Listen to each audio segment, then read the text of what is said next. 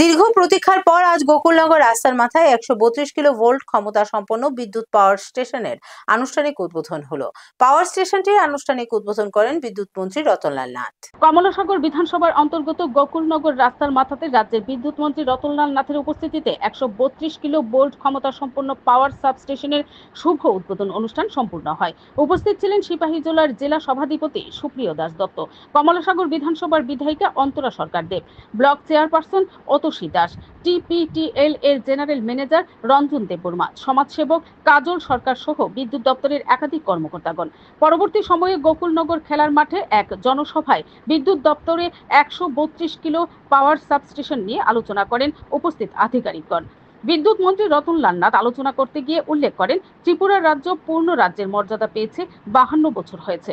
তার মধ্যে কংগ্রেসের হাতে ক্ষমতা ছিল 10 বছর এবং 35 বছর ক্ষমতা ছিল সিপিএম এর হাতে, কিন্তু বিজেপির ক্ষমতায় আছে মাত্র 7 বছর হয়েছে। তার মধ্যে দিয়ে বিদ্যুৎ দপ্তরে কত আমূল পরিবর্তন হয়েছে তা তুলে ধরেন। তাছাড়া এই 132 কিলো মেগাওয়াট দ্বারা বিশালগড় ও কমলাসাগরবাসীর বিদ্যুৎ নিয়ে আর কখনো যন্ত্রণা ভোগ করতে হবে না।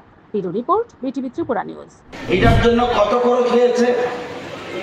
43 কোটি 98 লক্ষ টোটাল এই কাজটা কমপ্লিট করতে।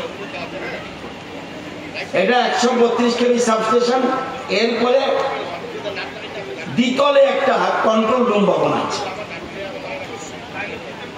এটার ফলে কি লাভ হবে?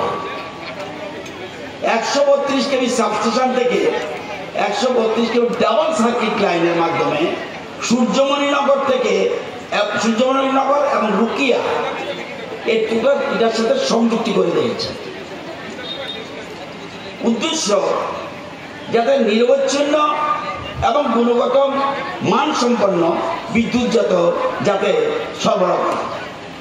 132/33 আবার 50 MVA এবং 33/11